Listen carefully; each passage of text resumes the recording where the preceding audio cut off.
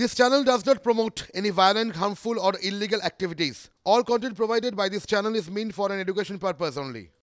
আচ্ছা, এই রাজ্যে তো পুলিশ বলে একটা বাহিনী আছে, তাই না? পুলিশের কাজ কি? পুলিশের কাজ এলাকায় আইন শৃঙ্খলা বজায় রাখা, পুলিশের কাজ তদন্ত করা এবং আইন মেনে যেটুকু যাকে শাস্তি দেওয়া যায় বা ব্যবস্থা গ্রহণ করা যায় সেটা করা। এটা শুধু এ রাজ্য নয়, গোটা দেশ বা গোটা বিশ্বেই বোধহয় পুলিশ প্রশাসন, পুলিশ বাহিনীর একই কাজ।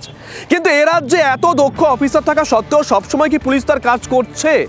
এই প্রশ্নগুলো কিন্তু বিভিন্ন মহল থেকে বিভিন্ন সময় উঠতে শুরু করে দিয়েছে। আমি বেশি দূর যাব না, বিগত যদি 1-1.5 মাসের মধ্যে কয়েকটা ঘটনা বলি, 3-4টে ঘটনা এখানে দাঁড়িয়ে আমার মনে পড়ে যাচ্ছে। আর এই ঘটনাগুলো দেখার পর অনেকে প্রশ্ন তুলছেন যে পুলিশ কেন কিছু ক্ষেত্রে অতি সক্রিয় হয়ে যাচ্ছে এবং কেন কিছু ক্ষেত্রে একেবারে নিষ্ক্রিয় হয়ে যাচ্ছে। ধরুন আজকে 1 মাস হতে চলল সন্দেশখালীর বেতাজ বাদশাহ শেখ শাহজাহান, তার খোঁজ পায়নি পুলিশ। এটা কি নিষ্ক্রিয়তা নয়? অনেকে প্রশ্ন তুলছেন। ধরুন আজকে নরেন্দ্রপুরে ওই যে শিক্ষকদের ওপর আক্রমণ হয়েছিল, আদালত তো ডেডলাইন দিয়েছিল মাধ্যমিক শুরুর আগে অভিযুক্ত প্রধান শিক্ষক এবং ওখানে পঞ্চায়েত সদস্য এবং যারা যারা অভিযুক্ত পলাতক ছিলেন তাদেরকে ধরতে হবে। পুলিশ এখনো পর্যন্ত তাদেরকে ধরতে পারেনি, টিকি ছুঁতে পারেনি। এটা কি পুলিশের নিষ্ক্রিয়তা নয়? অনেকেই প্রশ্ন তুলতে শুরু করে দিয়েছেন। আমরা সকাল থেকে দেখাচ্ছিলাম আগরপাড়া এলাকায় একজন কিশোর 4 দিন ধরে নিখোঁজ। 4 দিন পর তার দেহ উদ্ধার হচ্ছে, নিথর দেহ। তার পাড়া প্রতিবেশী পরিবার বলছে যে পুলিশের কাছে গেছিল অভিযোগ করতে তারা, কিন্তু পুলিশ কোনো রকম কর্ণপাত করেনি। একজন তো বললেন যেদিন থেকে নিখোঁজ ওই কিশোর সেদিনকে তারা যখন থানায় গেছিলেন তখন পুলিশের তরফ থেকে বলা হয়েছে আগে 24 ঘন্টা কাটুক, একটা দিন কাটুক, তারপরে দেখা যাবে। হ্যাঁ, এই প্রশ্নগুলো আমরা তুলতে বাধ্য হচ্ছি। এর পাশাপাশি অনেকেই বলছেন কোথাও কোথাও পুলিশ অতি সক্রিয়। কেন বলবেন না বলুন তো? চাকরি প্রার্থীরা যখন রাস্তায় নামছেন তখন তারা বলছেন পুলিশ অতি সক্রিয়। চাকরি প্রার্থীদের কামড়ে দেওয়ার অভিযোগ উঠেছে পুলিশের বিরুদ্ধে। অনুব্রত মণ্ডলের ক্ষেত্রে আমরা দেখেছিলাম একটি মামলায় অনুব্রত মণ্ডলকে ভোরবেলা পুলিশ চলে গেছিল, দুবরাজপুর থানার পুলিশ অনুব্রত মণ্ডলকে তুলে এনেছিল। এরকম একাধিক অভিযোগ উঠছে। একটু আগে আমরা কথা বলছিলাম, সুপ্রিয় দেখাচ্ছিল সংগ্রামী যৌথ মঞ্চের আজকে ওই যে মঞ্চটা সেটা খুলে দিচ্ছে ডেকোরেটরের লোকজন। তারা বলছেন এখানেও ইন্ধন জুগিয়েছে পুলিশ প্রশাসন। তারাও পুলিশ প্রশাসনের অতি সক্রিয়তার বিরুদ্ধে অভিযোগ করলেন। এগুলো তো অভিযোগ, এগুলো তো দাবি, কিন্তু ছবি কি উঠে আসছে? যে ছবি উঠে আসছে তা একেবারে গণতন্ত্রের জন্য কাম্য নয়। নদিয়ার ভীমপুর দেখলাম পুলিশকে 2জন উর্দিধারীকে গাছে বেঁধে রেখেছেন স্থানীয় বাসিন্দারা, মহিলারা বিক্ষোভ করছেন।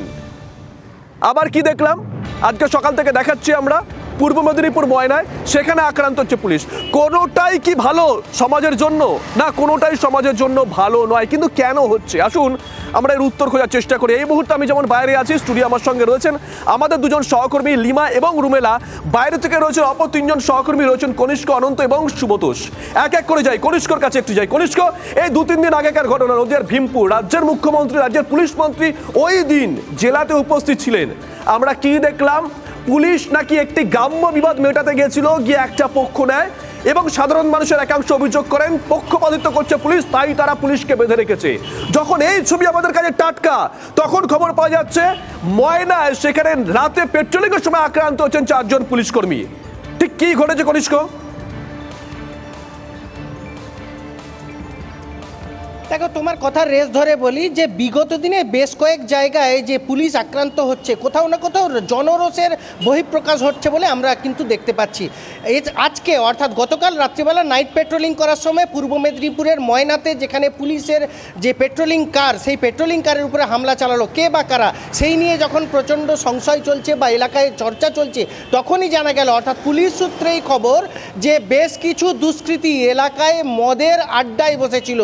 সেই সময়ে ময়নার এই বাগচা এলাকায় যে পুলিশের যে পেট্রোলিং ভ্যান, সেই পেট্রোলিং ভ্যান প্রবেশ করাতে কোথাও না কোথাও সেই দুষ্কৃতী বা মদ্যপদের আখড়া যে চলছিল সেই আখড়াতে বাধা দান করা হয় বলে এমনটাই অভিযোগ।